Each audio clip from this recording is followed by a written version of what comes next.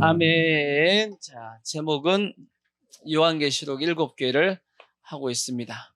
요한계시록의 7교회, 이제 두아디라 교회에 대한 두 번째입니다. 지난주에는 예수님께서 자기 자신을 소개하는 내용의 말씀을 드렸습니다. 예수님의 눈은 어떻고요? 불꽃 같고 그 발은 빛난 주석 같은 예수님께서 말씀하셨다라고 말씀하셨고, 그들에게 칭찬했던 내용은 뭐냐면 그들의 신앙이 자라가고 있었다 하는 것을 칭찬했습니다. 그래서 지난주의 말씀은 어떤 신앙이 성숙한 신앙이며 신앙이 자라가는 신앙인지에 대한 말씀을 나눴습니다. 아멘. 기억은 안 나실 테고 기억 안 나신 분들은 유튜브 들어가셔가지고 찾아보시고 자, 오늘 말씀은 이제 이어서 예수님의 책망입니다. 책망. 두아디라 교회에 대한 책망의 말씀을 하고 있는데 20절을 보시면, 그러나 내게 책망할 일이 있다고 그래요. 책망에 대한 말씀이에요. 책망할 일이 있는데 그 책망이 뭔가 하고 봤더니 자칭 선지자라 하는 여자 이세벨을 내가 용납하비니 그가 내 종들을 가르쳐 꾀어 행음하게 하고 우상의 제물을 먹게 하는도다. 누가 있었다라는 거예요? 자칭 선지자라 하는 여자 이세벨이 있었답니다. 이세벨. 주석을 찾아보면 저게 누군가 하고 봤더니 그 당시 이 두아디라 교회에 이방의 이교도의 제사장이 예수를 믿었대요. 그러니까 이교도, 그러니까 이방신을 섬기는 어떤 제사장이 예수를 믿어가지고 이제 교회 안에 들어왔다라는 겁니다. 그러니까 교회 안에 들어왔는데 그 사람이 이 두아디라 교회 이제 지도자적인 이제 목회자의 어떤 반열에 올라갔나 봐요. 근데 그 사람이 이제 문제가 뭐냐면 이방 신을 섬기던 그 습관을 교회에다 가지고 들어온 거예요. 그래서 교회에서 이방 습관을 그 사람이 이제 가르치게 되었고, 성도들이 그걸 모르고 그걸 용납했다라는, 그걸 받아들였다라는 거예요. 받아들이니까 이 교회 전체의 분위기가, 교회의 어떤 본질적인 모습이 잘못된 방향으로 나아가게 된 겁니다. 이해가 되시죠? 이것이 버가모 교회하고는 약간 틀려요. 버가모 교회는 한번 찾아보시면 계시록 2장 14절 그 위에 보시면, 버가모 교회는 약간 개념이 다른 게 14절, 그가 내게 두 가지 책망할 것이 있나니, 버가모 교회의 책망은 내게 발람의 교훈을 지키는 자들이 있도다, 그렇게 돼 있어. 교회 전체 중에 일부분이 발람의 교훈을 지키고 있었단 말이에요. 그게 대한 책망이었어. 근데 두아디라 교회의 책망은 뭐냐면 지도자적인 어떤 위치에 있는 그 자칭 선지자라는 여인 이세벨이 전체적인 교회의 어떤 분위기를 잘못된 방향으로 끌어간 겁니다. 그러니까 대다수의 성도들이 모르고 그걸 따라가고 있었는 거예요. 이해가 되시죠? 그러니까 교회의 본질이 이제 흐려지게 된 것에 대해서 예수님이 책망하고 있는 겁니다. 이해가 되시죠? 자, 그러면 이세벨이 누군지 알아야 될 거 아니에요. 이세벨이 누구냐? 이세벨 들어보셨죠? 이세벨 좋은 이름이에요? 나쁜 이름이에요? 성이 이시고 이름이 세벨이야. 그게 아니고 구약 성경에서 가장 악한 여자 그러면 누굴 뽑냐면 이세벨을 얘기합니다. 남편 이름은, 이세벨의 남편 이름이 아합입니다. 아합은 누구냐? 이스라엘이 남쪽하고 북쪽하고 이렇게 나눠준 적이 있습니다. 남유다와 북이스라엘로 나눠준 적이 있는데, 남유다는 그래도 이제 다윗의 후손들이 계속 이제 왕을 차지했지만 북쪽 이스라엘은 왕이 계속 바뀝니다. 그 바뀌는 와중에 가장 악한 왕이 한 명 있었는데, 그 가장 악한 왕이 누구냐면 아합이에요. 아합. 근데 이 아합이 가장 악한 왕이 되었던 이유는 누구 때문이냐면 그 부인 이세벨 때문이라고 성경이 되어 있어요. 자, 열왕기상 21장 25절을 보시면, 열왕기상 21장 25절을 보시면, 예로부터 아합과 같이 그 자신을 팔아 여호와 앞에서 악을 행한 자가 없음은, 아주 악했단 말이에요. 그의 아내 이세벨이 뭐했다? 충동했다. 그러니까 아합은 실제 보면 되게 우유부단한 사람이에요. 우유부단한 사람인데 뒤에서 누가 다 조종을 했냐면 이 이세벨이라는 여인이, 이 여자가 아합을 조종해가지고 온 나라 북이스라엘에 우상이 가득하게 만들었던 그런 여자란 말이에요. 자, 얼만큼 그가 악했냐? 열왕기상 이제 18장 4절 그 앞에 보시면 이런 말씀도 있어요. 이세벨이 여호와의 선지자들을 뭐 할 때? 멸할 때 여호와의 선지자를 뭐 했다고요? 그러니까 북이스라엘 중에서 북이스라엘에 살고 있는 오늘날로 얘기하면 목회자들을 다 뭐 하려고 그랬어요? 다 죽이려고 그랬어요. 그러니까 목사님들을 다 죽이려고 했던 겁니다. 북이스라엘에 있는 여호와의 선지자를 다 죽이려고 했던 사람이 누구냐면 이세벨이에요.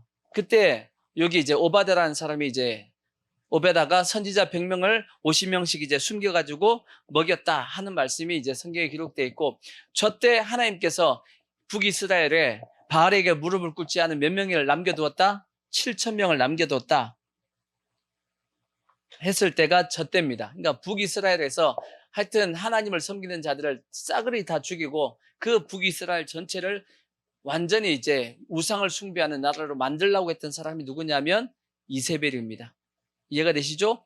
악할 수밖에 없죠. 그리고 우리가 잘 아는 나봇의 포도원이라고 있어요. 나봇의 포도원 들어보셨나요?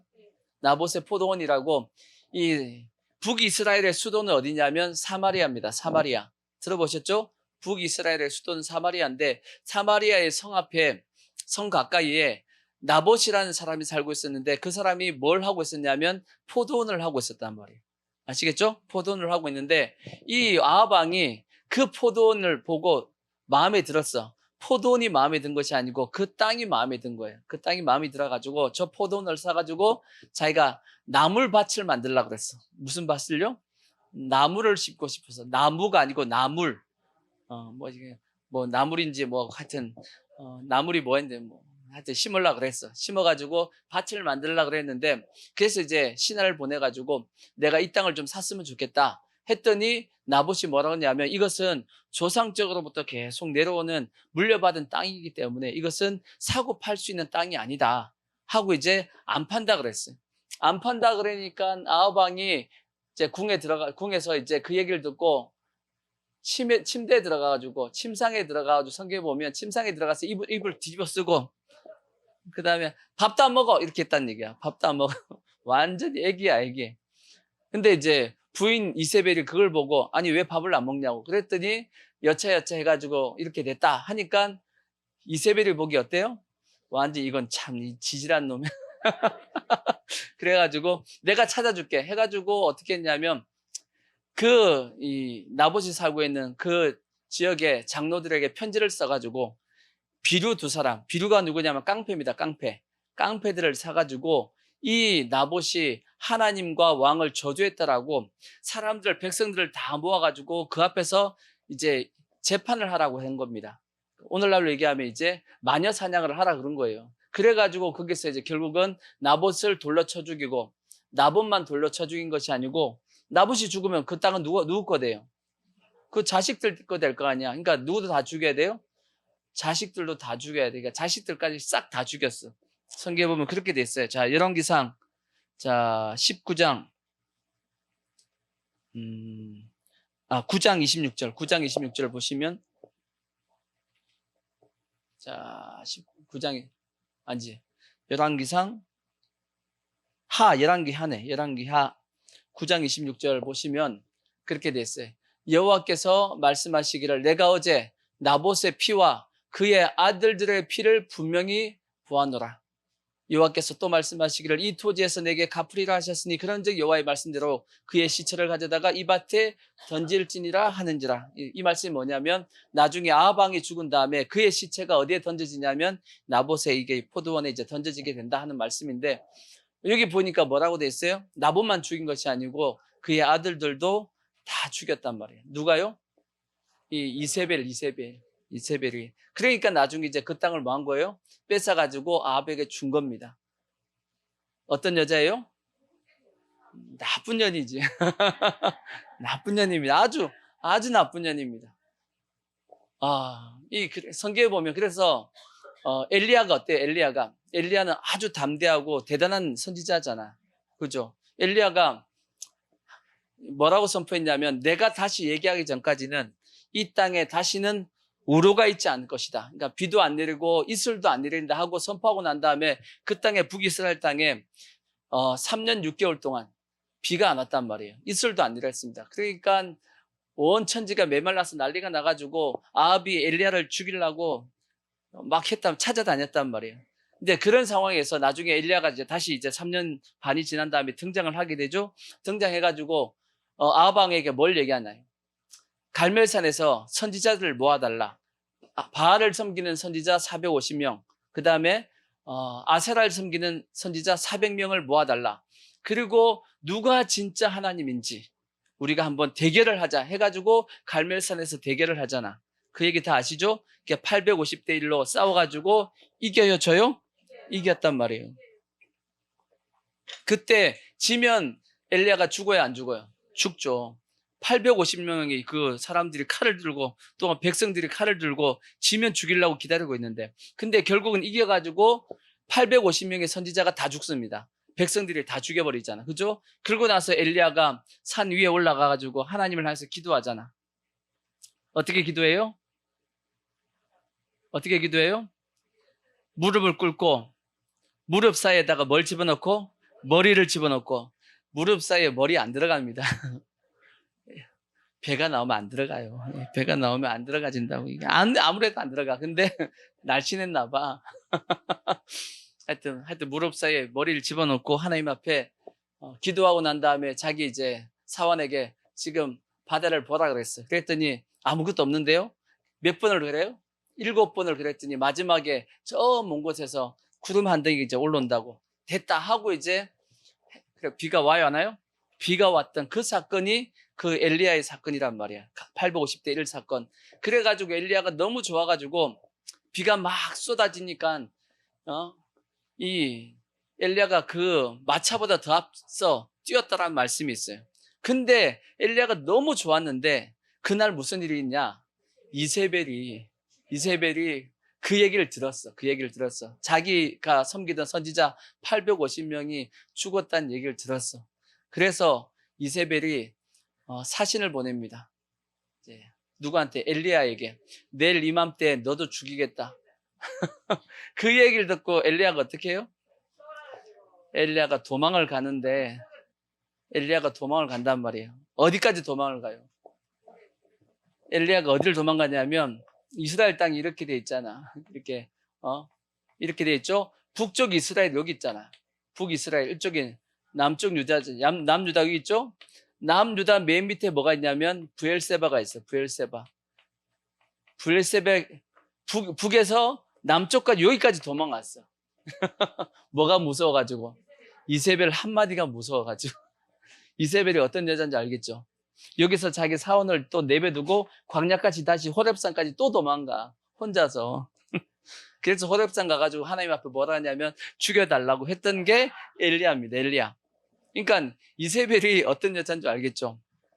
아주 센 여자입니다. 아주 센 여자고, 하여튼 실제적으로 북이스라엘을 완전히 우상 숭배하게 만들었던, 물론 여로보암의 죄가 있지만 바알로 가득 채우려고 했던 그 여자가 누구냐면 이세벨입니다. 아주 독했고 악한 여자의 대명사가 이세벨이란 말이에요. 근데 이세벨만 악하냐? 아니요. 성경에 보면 이세벨하고 또 비슷한 여자가 한 명 더 나와요. 그의 딸입니다. 그의 딸 아달랴라고 또 있어. 아달랴가 있어요. 아달랴가. 이때 당시 남쪽의 왕은 누구였냐면 여호사밧이에요. 여호사밧. 남쪽의 왕이 여호사밧인데 여호사밧은 선한 왕이에요? 악한 왕이에요? 선한 왕 중에 한 명입니다.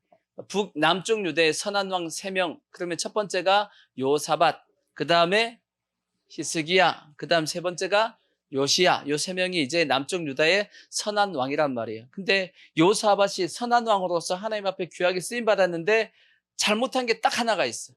그게 뭐냐면 하나님이 미워했던 아합하고 친하게 지냈단 말이에요. 그러니까 여호사밧이 선지자에게 책망을 받기를 하나님이 미워한 자를 왜 사랑하십니까? 하고 책망을 받아요.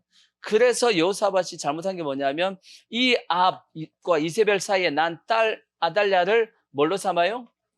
며느리 삼아. 이 여인을 며느리 삼는다고. 그 다음에 여호사밧이 자기 아들 요담에게 왕권을 물려주는데 요담이 몇 년 못하고 일찍 죽어요. 그 다음에 왕이 아하시아가 되는데 아하시아가 이 북이스라엘에 쿠데타가 일어났습니다. 쿠데타가 이제 일어나가지고, 이름이 뭐지? 북쪽, 갑자기 이름이 생각이 안 나네? 북쪽에 이제 쿠데타가 일어나가지고, 이세벨과 아합을 다 죽입니다. 다 죽였을 때, 누구도 죽냐면, 그게 병문안 갔던 아시아도 죽어요. 그걸 딱 보고 나서 아달랴가 하는 짓이 있습니다. 뭔 짓을 했냐? 성경에 보시면, 열왕기하 11장 1절을 보시면, 예후네, 예후. 이름이 예후인데, 아시아의 어머니 아달랴가 그의 아들이 죽은 것을 보고 일어나 뭘요? 왕의 자손. 왕의 자손이니까 누구예요? 왕의 자손이 뭐냐면 다윗의 자손이에요. 다윗의 자손을 뭐 하려고 그랬어요? 모두 멸절하였으나 그때 요람 왕의 딸, 요람 왕의 딸 아시아의 누이 여호세바가 아시아의 아들 요아스를 왕자의 죽음을 당하는 중에 빼내어가지고 그와 그의 유모를 침실에 숨겨 아달랴를 피하여 죽음을 당하지 아니하게 했다라고 되어 있습니다. 그러니까 이 아달랴가 모든 다윗의 자손들을 다 뭐 하려고 그랬어요? 다 죽이려고 그랬어. 이게 뭐 하려고 그랬겠어요, 이게? 뭔 뜻이야, 이게? 메시아의 계보를 없애려고 그랬던 거예요. 예수님이 이 땅에 오는 걸 막으려고 했던 거야. 아달랴는 그런 의미보다는 자기가 뭐 하려고 계속 왕을 해먹으려고 다윗의 자손 왕을 할 수 있는 사람을 다 죽이려고 그랬는데 실상 영적으로 봤더니 이건 뭐였어요? 마귀가 뒤에서 다윗의 자손으로 오시는 예수님을 못 오게 만들려고 했던 거예요. 영적으로 보면 이해가 되시죠? 그러니까 그만큼 이세벨과 아달랴는 다 어떤 사람이냐면 사단의 대명사예요. 사탄의 대명사라고. 사탄이 이들을 통해서 다윗의 자손과 선지자들을 다 죽이려고 했던, 하나님을 섬기는 걸 다 못하게 하려고 했던 자들이 누구냐면 그게 이세벨이라고. 아주 악한 누구라고요? 악한 년이라고. 그죠? 근데 이런 이세벨과 같은 짓을 누가 하고 있었다는 얘기예요? 어디에? 지금 두아디라 교회에 누가 같은 존재가 있다? 이세벨과 같은 존재가 있다라고 지금 말씀하고 있는 거예요. 그럼 이세벨을 지금 뭐 하고 있다는 거예요? 두아디라 교회에서. 두아디라 교회를 결국은 뭐 하려고? 없애려고, 교회를 타락시키려고 하는 존재가 어디 안에 들어가 있냐면 교회 안에 들어가 있고, 교회 그것도 밑바닥에서 움직이는 것이 아니고 위에서부터 역사하고 있다, 그 뜻이거든. 이해가 되시죠? 그래서 두아디라 교회가 지금 뭐 한 거냐면 심각한 상황이라는 뜻이에요. 심각한 상황이라고. 이해가 되시죠? 그래서 아까 말씀드린 것처럼 버가모 교회처럼 교회의 일부 어떤 성도가 잘못한 그런 죄가 아니고, 그러니까 두아디라 교회 전체에 지금 죄가 가득하게 되어서 하나님 앞에 나중에 징계를 받잖아. 심판을 받잖아. 어떻게 받아요? 자, 그 뒤에 보시면, 자, 22절 보시면, 2장 22절 보시면, 볼지어다 내가 그를 뭐 한다고요? 침상에 던질. 침상에 던진다는 게 뭐 뜻이에요? 침상. 이게 병들게 한다, 그 뜻이에요. 침상에 병이 들어가지고 침상에서 못 일어나게 만들겠다. 그 다음에 또 그와 더불어 간음하는 자들도 만일 그의 행위를 회개하지 아니하면 큰 환난 가운데 뭐 하겠다? 환난 가운데 던져버리겠다. 하나님이 저주하시겠다, 그 뜻이에요, 지금. 그 다음 더 나아가서는 또 내가 사망으로 그의 자녀를 죽이리니 모든 교회가 나는 사람의 뜻과 마음을 살피는 자인 줄을 안다. 그렇게 말씀했어요. 자녀를 어떻게 한다고요? 죽이겠다, 그 뜻입니다. 뭐 하지 않으면? 회개하지 않으면, 이제 그런 말씀이 이제 기록이 돼 있단 말이에요. 그만큼 지금 두아디라 교회가 심각한 상황이다. 영적으로 보면 심각한 상황이다 하고 주님께서 말씀하신 겁니다. 이해가 되시죠? 자녀를 죽였다는 것은 누구의 죄와 비교할 수 있냐면 바로의 죄와 비교할 수 있어요. 바로의 죄. 바로가 어떻게 했냐? 10번의 재앙을 받음에도 불구하고 끝까지 뭐 했어요? 회개하지 않았단 말이야. 그러듯이 뭐 하지 않으면, 회개하지 않으면 뭐 하겠다? 자녀를 죽이겠다라고 주님이 말씀할 만큼 심각한 상황에 지금 두아디라 교회가 처해 있다, 그 뜻입니다. 이건 그래서 일부가 아니고, 교회 일부가 타락한 내용이 아니고, 죄를 범한 내용이 아니고, 교회 전체가 잘못된 방향으로 가고, 그리고 교회 전체가 변질되어지는 그러한 어떤 모습의 말씀이 두아디라 교회의 모습입니다. 이해가 되시죠? 그러면 오늘날로 이제 대입해봐야죠. 우리에게 이제 대입을 해봐야죠. 우리에게 대입해보면 오늘날 이제 한국 교회에 대한 말씀을 이제 나눠보자고요. 한국 교회는 그럼 이러한 두아디라와 같은 이세벨과 같은 그러한 일들이 없을까? 있다라고 봐야 되죠. 첫 번째, 일단 초대교회 한번 보자. 초대교회는 이런 일이 없었냐? 그러니까 오늘날 얘기하면 이것은 잘못된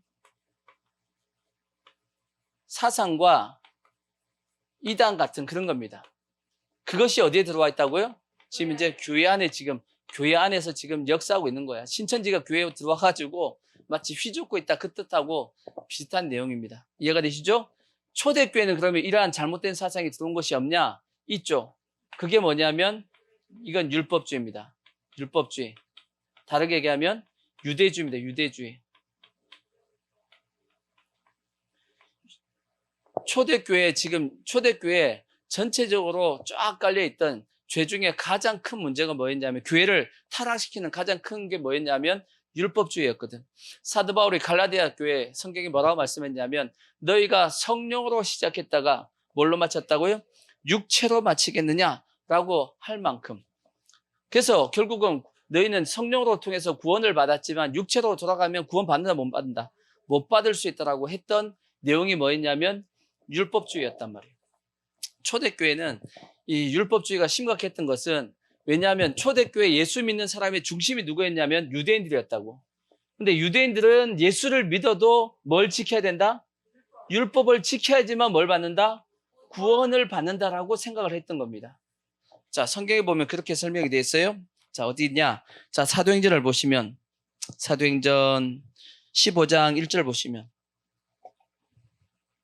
15장 1절 보시면 어떤 사람들이 유대로부터 내려와서 형제들을 가르치되 너희가 모세의 법대로 뭘 받지 않으면 할례를 받지 않으면 뭐 한다? 구원 못 받는다. 그렇게 돼 있단 말이에요. 그렇게 얘기를 하니까 바울과 바나바와 그들 사이에 적지 아니한 뭐가 생겼어요? 다툼과 변론이 일어난지라 안 되겠다. 이 문제를 가지고 어디에 올라가야겠다? 예루살렘에 올라가서 한번 확인을 해야겠다 하고 올라간 것이 그게 예루살렘 회의입니다. 그래서 5절 보시면 거기도 나와 있죠. 바리새파 중에 어떤 믿는 사람들이 안 믿는 사람이 아니에요. 믿는 사람들이 일어나 말하되 이제 회의 중에 이방인에게 뭘 행하고 할례를 행하고 또 뭘 지켜야지만 모세 율법을 지키라 명하는 것이 뭐하다? 마땅하다라고 이제 회의를 시작했는데 나중에 이제 야고보와 또 베드로와 이렇게 이제 등장을 하면서 아니다. 그들에게 이런 무거운 짐을 지우면 안 된다. 오직 예수 믿는 것으로 구원을 받는 것이지 할례와 율법을 지킴으로 구원받는 것이 아니다 하고 이제 공포를 했단 말이야. 그러면 모든 유대인들이 그것을 따랐어야 되는데 나중에 보니까 따랐냐?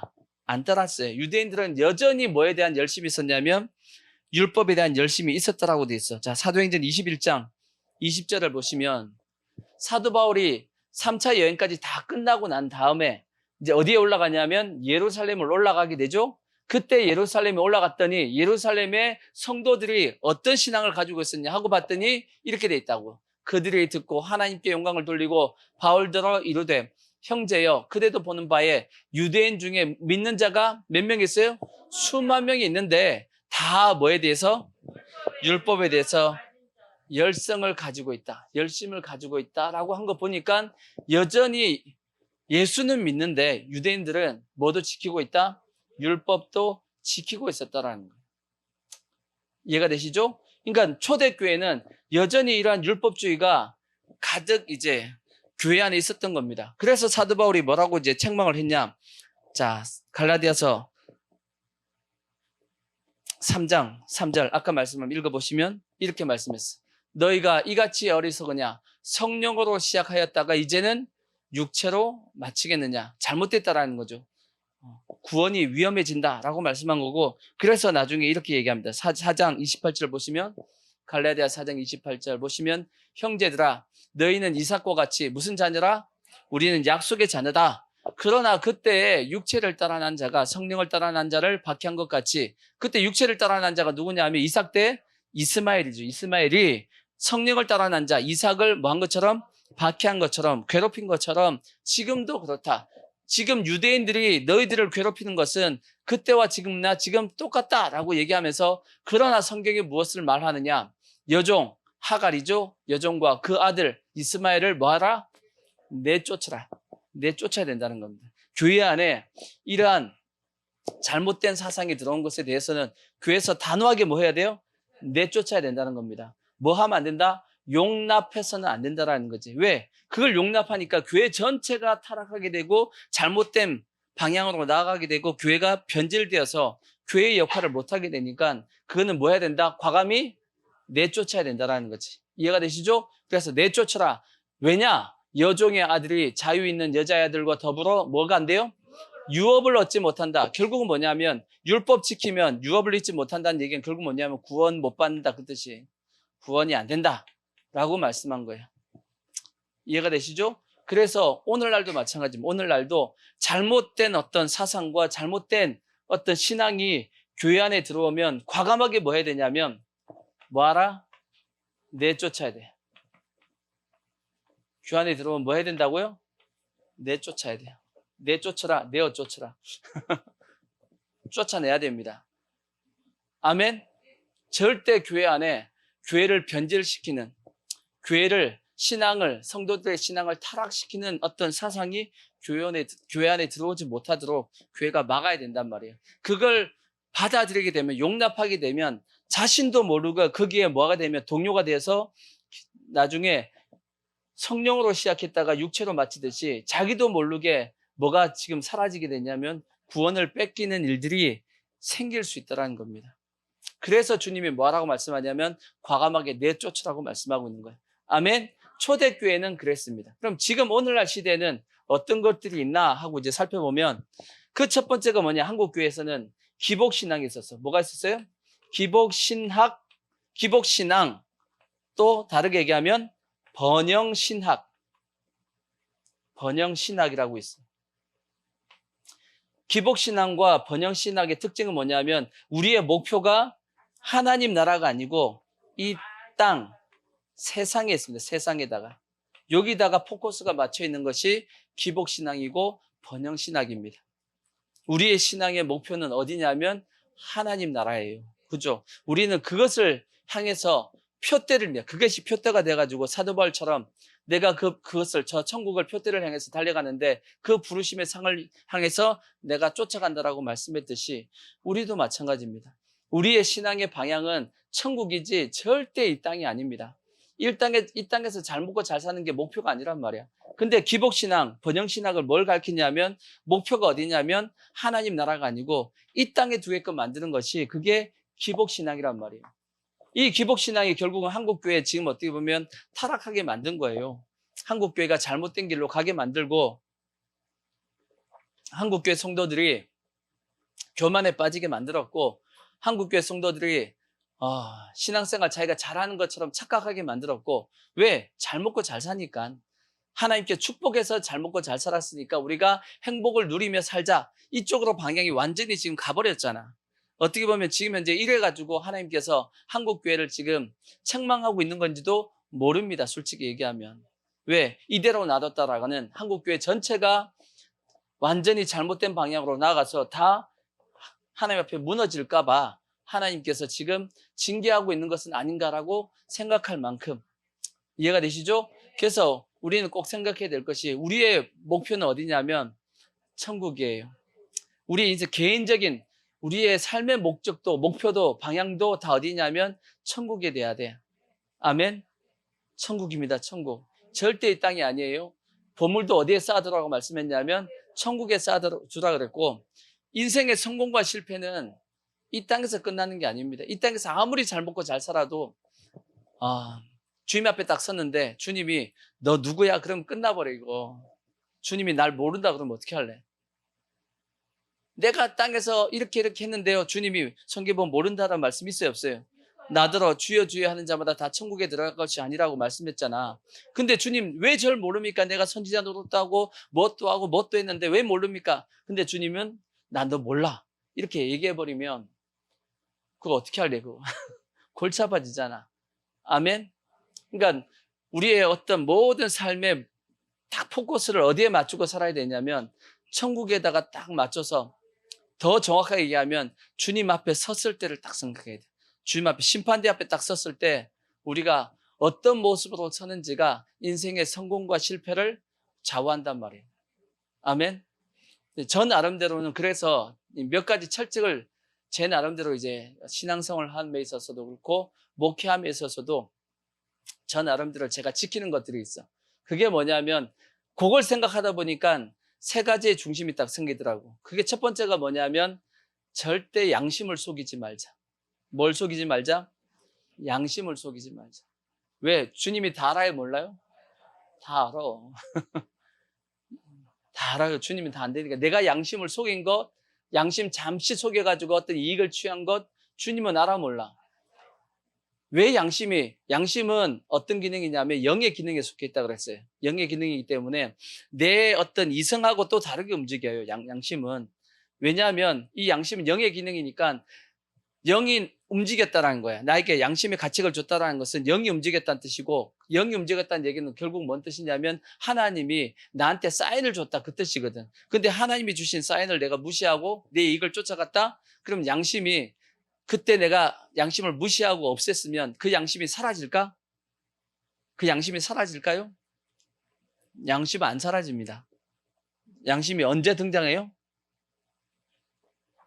양심은 언제 등장하냐면 자, 로마서를 보시면 로마서 2장 14절을 보시면 양심이 이때 등장한다라고 되어 있어. 율법 없는 이방인이 본성으로 율법의 일을 행할 때에는 이 사람은 율법이 없어도 자기가 자기에게 율법이 되나니 이런 이들은 그 양심이 증거가 돼요. 그 생각들이 서로 혹은 고발하며 혹은 변명하여 그 마음에 새긴 율법의 행위를 나타내는지라. 그렇죠? 여러분 속에 있는 양심이 내 속에서 그거 잘못됐더라고 고발해요 안 해요? 그거 잘못이야 죄야 얘기하죠? 그게 고발한다는 얘기야. 근데 또 변명이 뭐예요? 내 속에서 이거는 아니야 괜찮아 하고 이제 또 양심이 또 얘기한단 말이에요. 내 속에서 양심이 그렇게 작동을 하고 있다 그 뜻이에요. 근데 그 양심이 언제 나타나냐 하고 봤더니 곧 나의 복음에 이른 바와 같이 하나님이 예수 그리스도로 말미암아 사람들의 은밀한 것을 심판하시는 그날이라 그러게 돼요. 은밀한 일을 심판하는 그날이 어디예요? 우리가 심판대 앞에 설 때입니다. 심판대 앞에 설 때 누가 등장을 해요? 양심이라는 놈이 딱 등장을 해가지고 하나님이 그때 나한테 다 얘기해 줬다라는 걸 그놈이 다 얘기해. 근데 그놈이 다 얘기하는데 어떻게 얘기하냐? 이렇게 얘기한다라고도 적혀 있어. 로마서 14장 11절을 보시면 로마서 14장 11절 보면 기록되었으되 주께서 이르시되 내가 살았노니 모든 무릎이 내게 꿇을 것이요. 그러니까 예수님에게 이 세상의 모든 사람이 다 무릎을 꿇습니다. 나중에 모든 혀가 하나님께 뭐한다? 자백하리라 하였으니 이러므로 우리 각 사람이 자기 일을 하나님께 뭐한다? 직구한다. 누가 나중에 심판대 앞에서 다 까발리냐면 지가 까발려. 지가 까발려.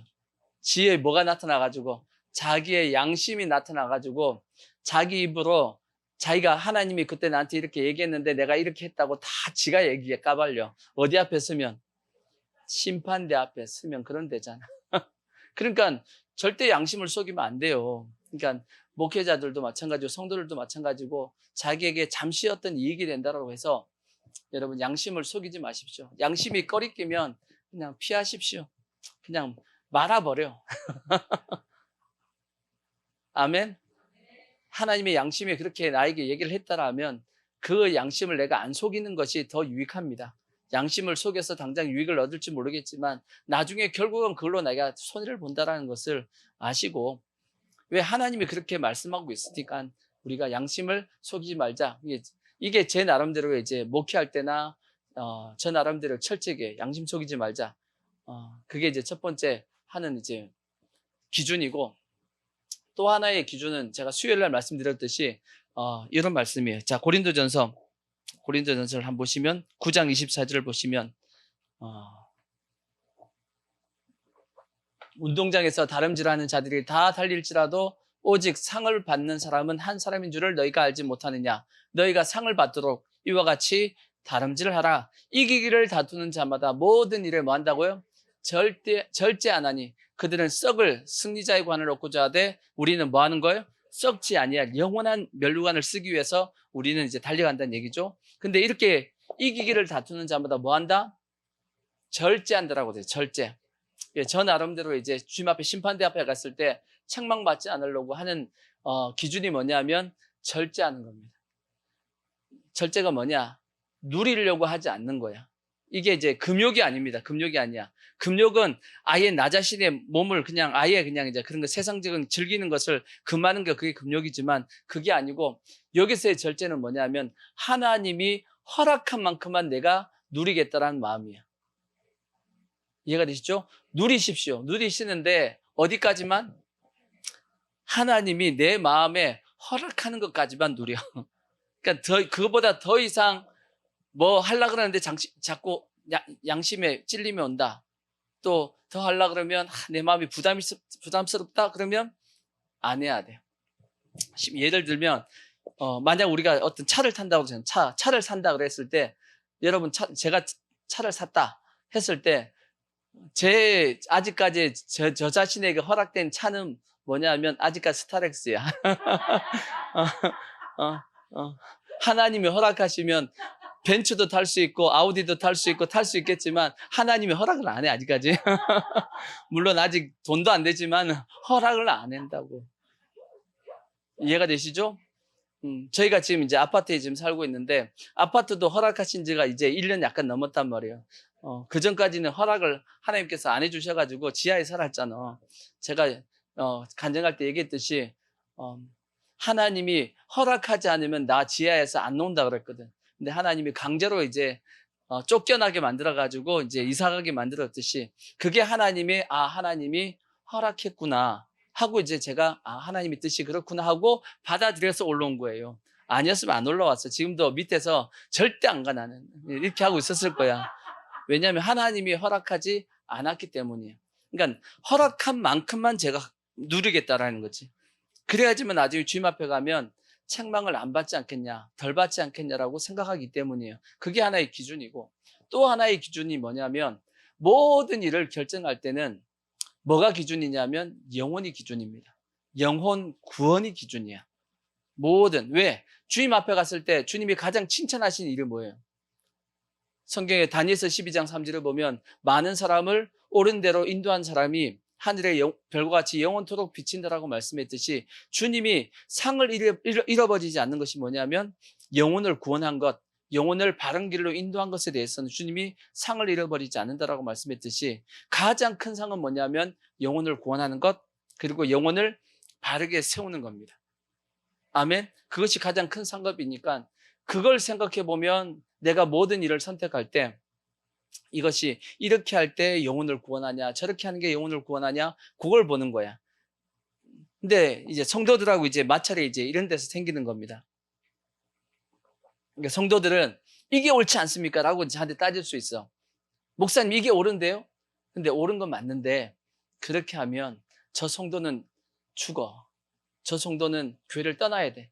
그래서 어쩔 수 없이 저 성도를 지키기 위해서, 이게 옳은 건 뭔지는 알지만, 그를 받아들이고 어떻게 보면 용서해주고 하는 거야.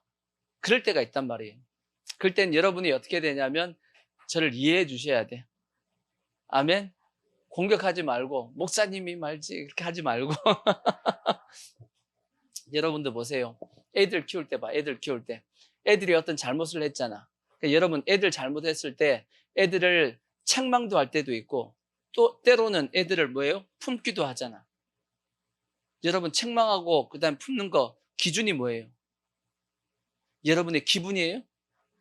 여러분이 기분이 좋으면 그냥 무조건 다 품어줘. 그냥. 괜찮아, 괜찮아. 기분 나쁘면. 별 잘못한 것도 아닌데 이리 와. 하고 둘게 패요? 아니잖아. 그렇게 하지는 않잖아. 기준이 뭐냐면 내가 지금 책망해서 이 아이에게 유익이 되면 책망할 것이고 내가 지금 품어서 이 아이에게 유익이 되면 그 아이를 품는 겁니다. 모든 기준이 어디에 있어요? 그 아이에게 있어. 그 아이에게 내 어떤 기준에 있지 않고 내 기분에 있지 않고 그 아이가 유익하도록 판단을 한다고. 부모가. 그러죠? 이게 정상적인 부모예요. 정상적이지 않은 부모는 자기 기분대로 그냥 술 마셔가지고 기분 되는 대로 그냥 애들 때리고 막 하면 그거는 애들 빗나가게 만들지. 그러면 안 된단 말이에요. 그죠? 이게 이제 애들을 이제 바르게 키우듯이 성경도 그렇게 말씀하고 있어요. 성경에 보면 선한 사마리아인의 이제 비유가 나와 있잖아. 그죠? 선한 사마리아인의 비유에서 예수님께서 그 비유를 다 하고 나서 맨 마지막에 했던 게 뭐라고 말씀했냐면 누가 이 강도 만난 자의 뭐가 되겠느냐? 이웃이 되겠느냐라고 물어봤어요. 그게 뭔 뜻이냐면 이웃을 선택하는 권한을 누가 가지고 있다는 얘기예요. 제사장이 가지고 있다, 레위인이 가지고 있다, 도와준 사람이 이웃을 선택할 수 있다. 그 뜻이 아니에요. 누가 이웃을 선택할 수 있는 권한이 있다는 뜻이냐면 강도 만난 자가 누가 이웃인지를 선택할 수 있는 권한을 그에게 줬다. 그 뜻이야. 우리는 근데 거꾸로 알고 있어. 우리는 제사장으로서 강도 만난 자를 도와야지. 왜? 내 이웃이니까. 그 뜻 아닙니다. 성경의 내용상은 반대로 돼 있어요. 무슨 얘기 이해가 되시죠? 그러니까 내가 불쌍하니까 저 사람을 도와야 된다. 그 뜻이, 그 내용이 아니야. 그 내용은 정반대입니다. 반대로 그 강도 만난 자가 생각해 보니까 나의 이웃은 누구였다? 선한 사마리아인. 저 사마리아인이 나의 진짜 이웃이다라고 그가 결정을 하는 거예요. 그러니까 선택권이 나에게 있지 않고 그에게 있듯이 우리가 아이들을 책망할 때도 내 기분이 아니고 누굴 중심으로? 그가 중심으로, 그 아이가 중심으로 우리가 선택하는 것이 그게 성숙한 모습이라고. 이해가 되시죠? 그런 기준을 가지다 보니까 우리가 생각하기에 좀 옳고 그름하고 틀릴 때가 많단 말이에요. 그러니까 마치 탕자의 아버지처럼 탕자를 받아들이잖아. 근데 탕자의 형은 못 받아들이잖아. 왜 못 받아들여요? 저런 놈을 받아들이면 어떻게 하냐고. 말은 누가 맞냐? 탕자의 형이 맞아요. 말은. 그런 놈 받아들이면 돼, 안 돼? 다 아버지가 주신 유산 다 말아먹고 말지. 그것도 허랑방탕하게 다 써버린 저런 놈을 받아들이면 안 되지. 근데 아버지 입장에서는 뭐 해야 되니까? 탕자를 살려야 되잖아. 탕자를 살려야 되니까 그렇게 선택하는 것이고, 형의 입장에서는 옳고 그름으로 본 거예요. 저놈 틀렸어. 저런 놈은 안 돼 하고 내쳐야 된다고 생각했듯이. 근데 주님이 보시기에는 어느 게 맞아요? 탕자의 아버지의 그 마음이 맞아. 그게 하나님 아버지의 마음이고, 그래야지 우리가 나중에 심판대 앞에 섰을 때도 주님이 나를 기뻐하신단 말이에요. 그러니까 그런 기준을 가지고 목회를 하고 영혼과의 관계를 이제 저는 맺어야겠다라고 기준을 삼은 거예요. 이해가 되시죠? 그러니까 저만 그런 것이 아니고 여러분들도 우리가 다 천국을 보고 천국 기준에 산다라면 그런 생각으로 우리가 살아야 돼. 양심을 속이지 말고 또 절제하시고. 아멘. 그 다음에 이제 모든 선택을 뭘 중심해서 영혼을 살리는 쪽으로 우리가 선택하면 참 좋을 텐데 한국 교회가 그러냐? 아니란 말이에요. 한국 교회가 안 그렇단 말이에요. 한국 교회 기준은 뭐냐? 세상의 유익에 한국 교회도 이 기복신앙과 번영신학에 이미 물들어 있단 말이에요, 실제.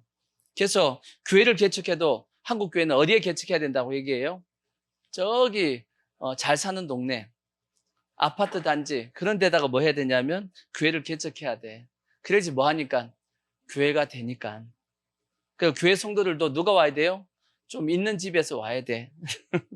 그렇게 한국 교회가 생각하고 그런 쪽을 대우한단 말이에요. 그게 이미 다 뭐 한 거냐면 이미 교회가 번영신학과 이 기복신학에 물들어 있다 그 뜻이에요. 알게 모르게 쫙 그게 퍼져 있는 겁니다. 근데 이게 심각한 것은 마태복음 25장에 보면 예수님께서 양과 염소를 나누잖아. 오른쪽에 있는 것은 양, 왼쪽에 있는 것은 염소. 그 차이가 뭔가요? 자, 한번 성경 말씀 보자고요. 마태복음 25장 몇 절부터 보시냐면 양과 염소 내용 한번 보십시오.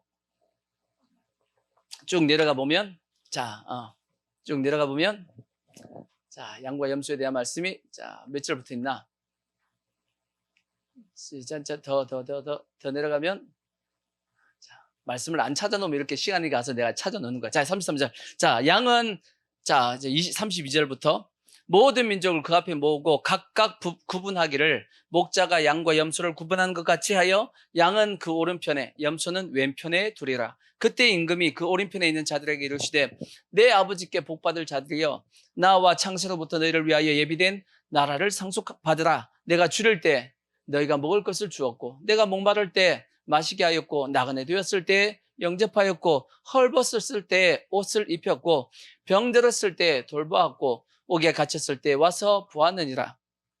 이에 의인들이 대답하여 이르되 주여 우리가 어느 때 주께서 줄이신 것을 보고 음식을 대접하였으며 목마르신 것을 보고 마시게 하였나이까? 어느 때 나그네 되신 것을 보고 영접하였으며 헐벗은 것을 보고 옷 입혔나이까? 어느 때 병드신 것이나 옥에 갇히신 것을 보고 가서 배웠나이까 하리니 임금이 주님이 대답합니다. 뭐라고? 내가 진실로 너희에게는 오니 너희가 여기 내 형제 중에 누구에게? 이게 중요해. 지극히 작은 자입니다. 지극히 뭐한 자? 작은 자에게 한 것이 곧 누구에게 한 거다? 곧 예수님께 한 것이다 하시고 기복신앙, 번영신학을 가지고 있으면 지극히 작은 자에 대해서는 뭐 하냐면 관심 안 가져요. 가질 수가 없지.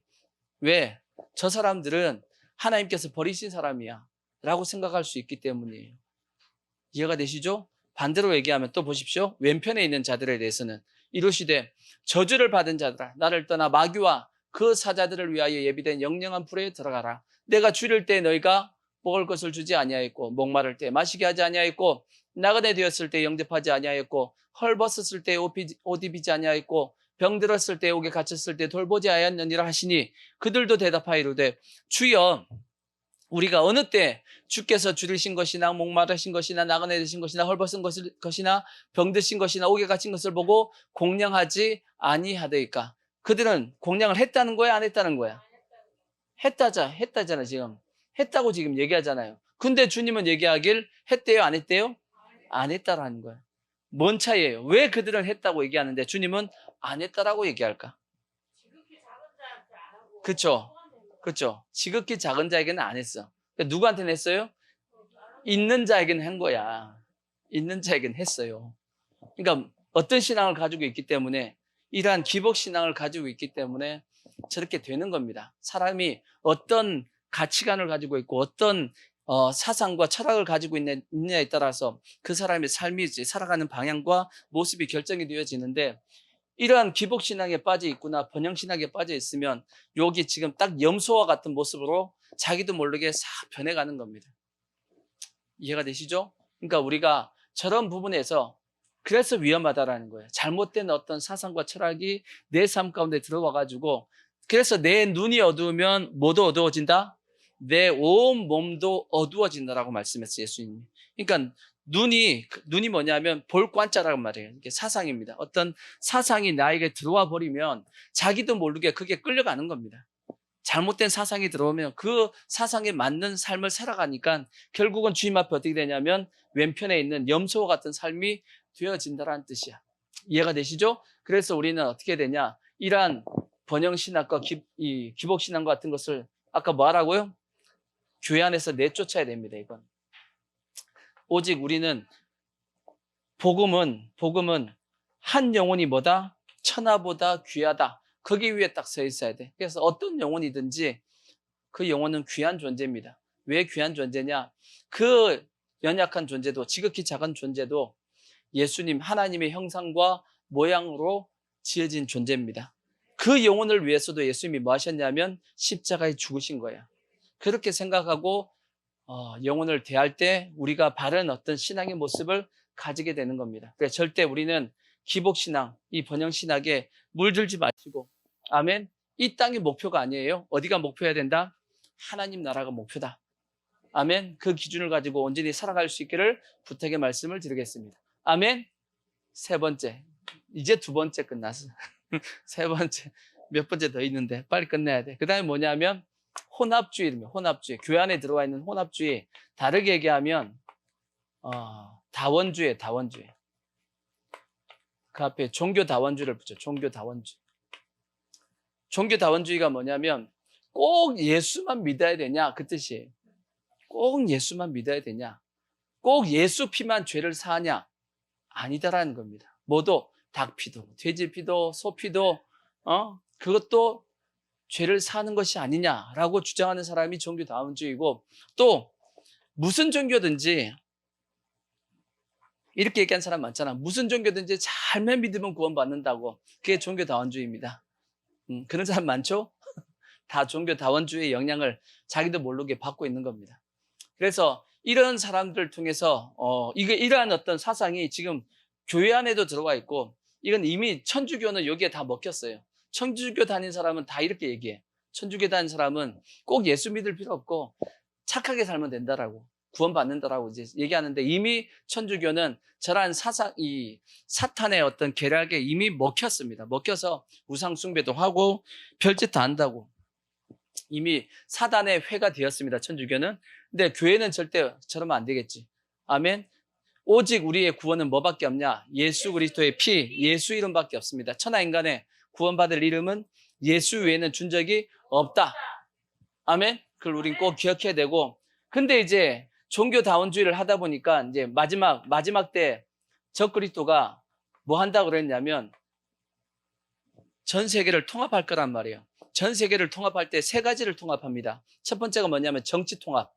정치를 통합할 것이고, 그 다음에 경제 통합을 한다고 그랬어요. 경제 통합, 666 표 찍어야 되니까 경제 통합하고, 또 하나가 뭐냐면 종교 통합합니다. 그건 이미 전체적인 성경의 흐름상 그렇게 되어 있는 거니까. 근데 종교 통합을 할 때 어떻게 종교 통합을 하냐? 종교 통합을 하는데 방해 세력이 있어. 그 방해 세력이 누구냐면 누구겠어요?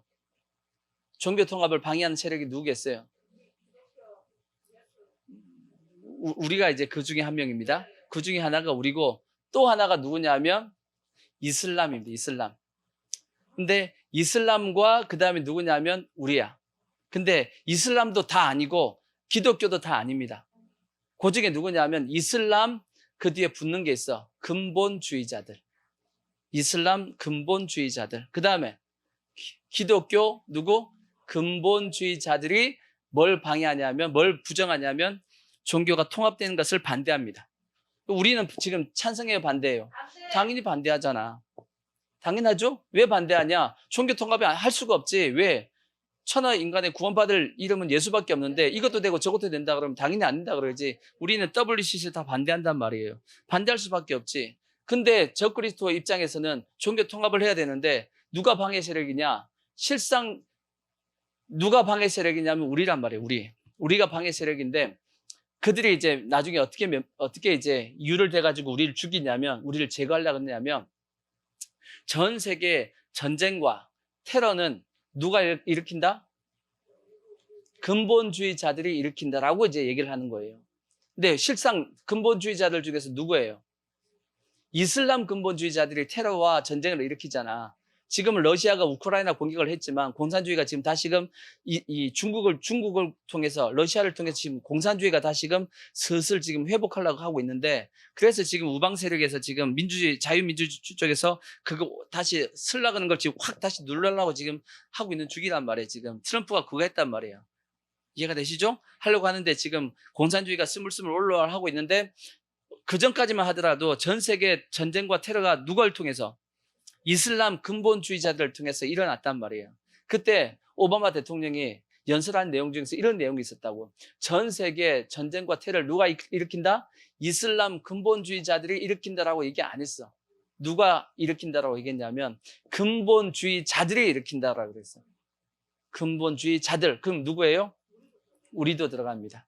우리가 전 세계의 평화를 해치는 존재야. 누가? 우리가.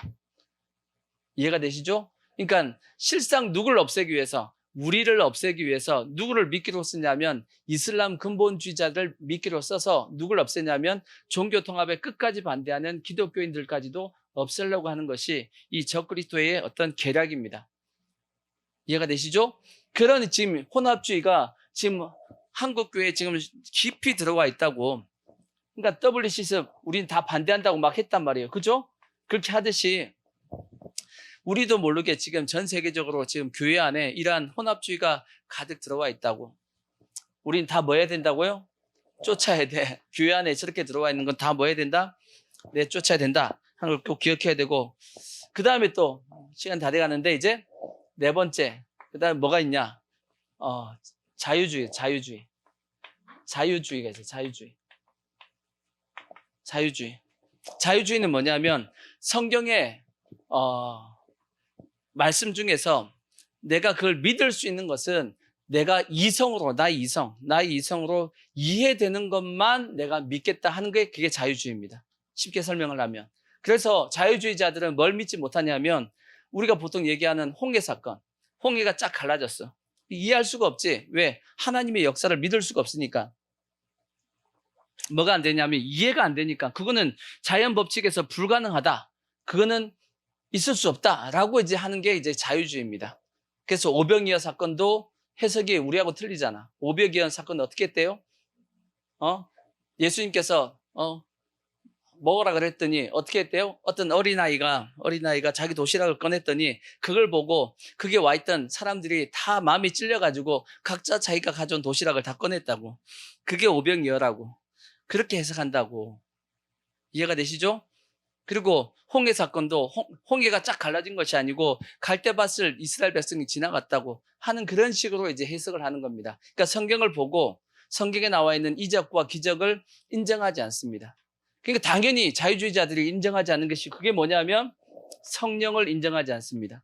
성령과 또 뭘 인정하지 않냐면 성령의 능력과 성령의 역사를 인정 안 하는 게 그게 자유주의야. 근데 그게 한국 교회에 쫙 깔려 있잖아, 지금도. 그래서 한국 교회 내에서 성령 세례에 대해서 인정을 안 하는 교회가 많죠. 뭐에 대한 영향을 받았냐면 이 자유주의의 영향을 받은 거예요. 성령 세례 인정할 수 없다. 성령 세례는 예수님 당시 오순절날 그때만 있었지 지금은 없다. 성령의 역사는 지금도 없다. 지금은 없다. 그게 다 누구의 영향을 받은 거냐면 자유주의입니다. 그러니까 교회 안에 성령이 역사할 수 있겠어요, 없겠어요? 성령의 역사는 뭘로 나타나는데? 믿음으로 역사하는데 믿음이 없는데 어떻게 역사가 일어나냐고. 이해가 되시죠? 그러니까 우리는 뭘 믿어야 되냐면 2000년 전에 역사했던 그 성령은 지금도 동일하게 뭐 한다? 역사하신다. 누구에게?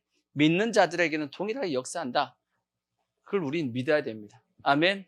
병 고치는 자 있을 수 있고 죽은 자 살릴 수도 있고 하나님의 역사는 지금도 여전히 역사한다. 그 말씀의 능력은 지금도 동일하다. 그래서 베드로후서에 있는 말씀처럼 베드로후서 몇 절 보시면 3장 7절 보시면 이제 하늘과 땅은 무엇으로? 그 동일한 말씀으로 불사르기 위하여 부하신 바 되어. 그러니까 동일한 말씀이라는 것은 창세기 때 있었던 빛이 있으라는 그 말씀, 묻이 드러나라는 그 말씀, 그 말씀의 그 능력은 마지막 때에도 동일하게 역사해가지고 불로서 뭐 하신다? 심판하신다. 말씀의 능력이 뭐하다? 동일하다라는 겁니다. 이해가 되시죠? 그와 같이 지금도 그 말씀은 동일하게 역사하고 있다. 이렇게 믿는 것이 뭐냐면 근본주의 신앙이에요. 근데 자유주의 신앙은 그걸 뭐 하지 않는다는, 믿지 않는다는 뜻이에요. 이해되지 않는 것은 인정할 수 없다라고 하는 게 그게 자유주의고, 한 가지 더 하면 이제 이게 뭐냐면 해방신학입니다. 해방신학 들어봤나요? 해방신학. 또 다른 말로 이걸 뭐라 하냐면 민중신학이라고. 민중신학 들어봤나? 민중신학? 예수님도 뭘 위해서 오셨냐? 민중을 해방하기 위해 오셨다. 그게 이제 해방신학이에요. 그게 지금 현재 우리나라 전역에 깔려있는 좌파신학입니다. 좌파신학. 그래서 예수님도 이 노조를 하기 위해 오셨다. 노조위원장이 누구다? 그게 예수님이다. 그게 민중신학의 내용입니다. 지금 이게 깔려 있는 거예요. 지금 교회 내에서 지금 이 좌파 신학을 해. 지금 동성애라든지 소수인권 그런 부분에 대해서 다 인정하자 하는 사람들이 다 무슨 신학을 했냐면 해방신학을 한 거예요. 민중신학을. 이거 했기 때문에 그들은 그렇게 지금 주장하고 있는 겁니다. 교회가 어떻게 되겠어요? 망합니다. 교회가 망한다고. 그래서 예수님께서 이런 것들이 이제 그때 당시는 이제 이세벨과 같은 그런 일이 있었지만 오늘날로 얘기하면 이런 어떤 분류가 신학이 교회 안에 지금 쫙 깔려 들어와 있단 말이에요. 성경이 뭐라고 말씀해요? 내어 쫓으라고 말씀했어. 내어 쫓으라고 말씀했는데 그러기 위해서 아까 뭐라고 말씀했냐? 다 요한계시록 2장에 보시면 21절 이제 말씀을 이제 끝내야 된다. 시간 다 됐어. 또 내가 그들에게 뭘 주었어요? 회개할 기회를 주셨어요. 회개는 언제 해야 되냐면 기회가 주어졌을 때 하는 겁니다. 회개의 기회가 주어졌는데도 불구하고 회개하지 않으면 어떤 일이 발생하냐면 침상에 던지고, 그 다음에 환란에 집어 던지고, 그 다음에 최종적으로 가장 고통스러운 게 뭐냐면 자녀가 죽는 겁니다. 마치 애굽의 바로의 왕이 자녀가 죽었을 때 내놓았듯이 하나님이 그렇게 심판하시겠다라는 거예요. 그러니까 우리는 언제 회개해야 되냐? 기회가 있을 때 회개해야 돼요. 기회가 있을 때.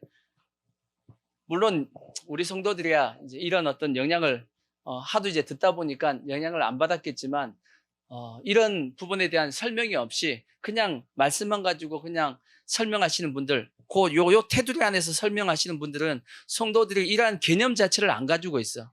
개념 자체가 없어요. 그러다 보니까 자기도 모르게 앞에서 끄는 그대로 잘못된 방향으로 쭉 가고 있는데도 불구하고 모른단 말이야. 마치 이세벨이 선지자가 앞에서 끌고 가니까 성도들 모르고 그냥 따라가는 겁니다. 그러니까 자기도 모르게 따라가다 보니까 어디 가야 되는데, 천국 가야 되는데 와보니까 어디 와 있어요? 지옥에 갈 수도 있는 거야. 그게 위험한 겁니다. 마지막 시대에 뭐가 있다 그랬어요? 배도가 먼저 있다 그랬죠. 제가 가끔씩 말씀드렸듯이 왜 성도들을 배도할까? 성도들을 배도할 일이 없는데 왜 배도할까? 누구가 타락하면? 지도자가 타락하면 성도들도 타락합니다. 왜? 모르니까. 앞에서 배도의 길을 가는데 성도들은 순수하게 그냥 따라갔을 뿐이야. 갔더니 어디예요? 지옥일 수 있어요. 그러니까 어려운 겁니다. 솔직히 얘기하면 어려운 거야. 성도들이 깨어있기는 참 어려운데, 근데 깨어 있어야 됩니다. 이제 각자 나름대로의 어떤 말씀과 요즘 유튜브 발전됐으니까 그러니까 보면서 깨우쳐야 됩니다. 깨우치지 않고서는 자기도 모르게 끌려갈 가능성이 지금 있단 말이에요. 그러니까 하여튼 우리는 회개할 기회가 있을 때 뭐 해야 된다?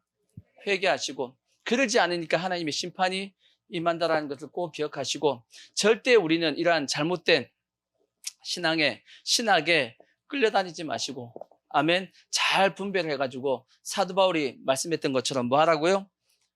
내쫓으라는 겁니다. 확실하게 우리의 심령 가운데 들어와 있는 잘못된 사상을 뭐 하시라고요? 내쫓아야 돼. 내쫓고, 우리는 어떤 신앙이냐? 근본주의 신앙, 성경 말씀 그대로 믿는 신앙을 가져야 됩니다. 아멘. 그래서 우리가 주님이 아까 말씀했듯이 오른편에 있는 양이 돼야 돼요. 아시겠죠? 양이 되어서 주님이 칭찬할 수 있는 그러한 삶이 꼭 되어지시기를 주의 이름으로 부탁의 말씀을 드리겠습니다. 자, 아멘.